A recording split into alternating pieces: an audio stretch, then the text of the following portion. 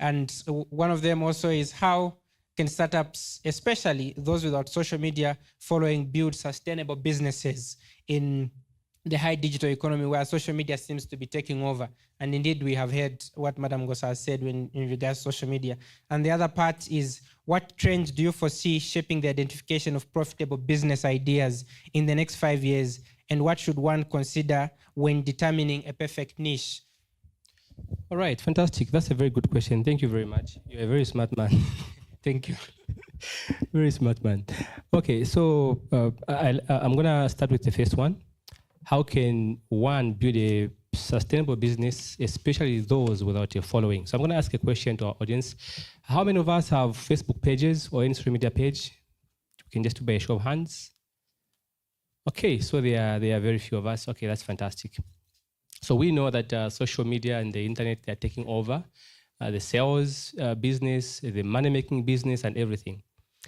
But I want to say this, before you can start a business, I've always believed that it's very important to be a number 2 before you become a number 1.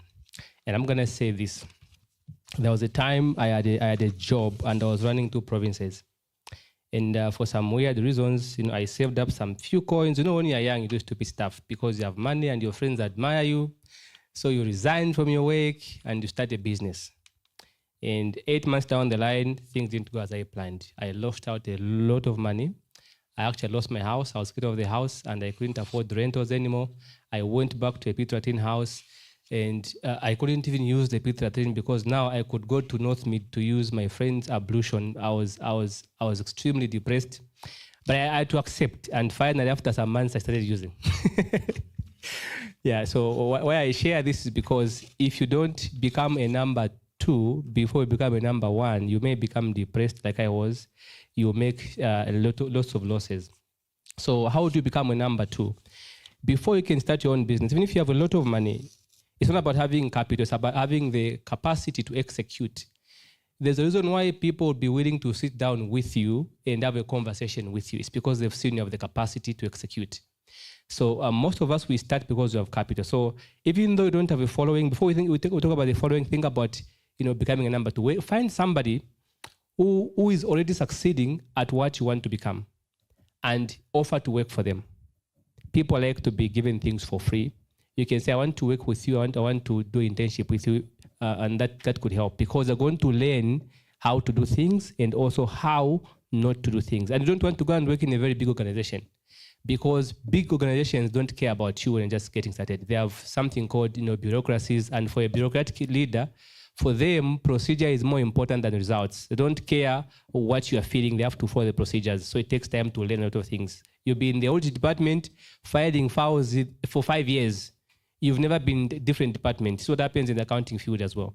So becoming a number 2, find somebody who has a small business, who is an SME but is doing fine, so that you can have direct mentorship from that particular individual. That is what I did. And that's when I began to say, I think at first I was stupid.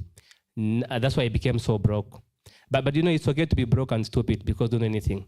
But what's not okay is to be smart and broke because now you know something that can benefit you. So that is number 1. So once you get the mentorship from somebody who is already succeeding at what you want to become, then you can say, fine, do I have a following on social media? Then you discover you don't like the way you look. Okay, you hate your face. There are lots of us who don't like the way we look, and there are lots of us who have insecurities among ourselves. And let me just tell you a secret. All of us in here have something that we don't like about ourselves. It's our secret. Nobody knows, but we know what we don't like about ourselves. But here's the thing. Do not let your imperfection be the enemy of the good you can accomplish. You have to overcome your personal insecurities to become a business person in the digital economy. Because now branding is becoming the new money. Just like Madam Goza said, marketing is the new oil. So I'm going to say branding is the new money. So brands are becoming more powerful than actual companies. There's a reason why people like Cristiano Ronaldo, Cable, Donald Trump, they command so much attention because they are big brands. Even companies now are looking for powerful brands to make CEOs. So now how do you become a brand? Number 1, overcome your personal insecurities. You have to understand people don't care what you look like. They care about what you say and what you have to offer. Everyone has got their own insecurities, so do not let your own imperfection be the enemy of the good you can accomplish. The reason why most of us don't go live on social media because we are scared of people who are broke. If they see me live marketing, selling this, they are going to think that I'm suffering. These were my insecurities. I would be so scared to open a Facebook page. The first time I went live, I almost messed myself up. I was shaking the entire time. I couldn't believe it. I was so scared. But with time, with consistency, and with learning, I came to understand that really it's something that you can learn.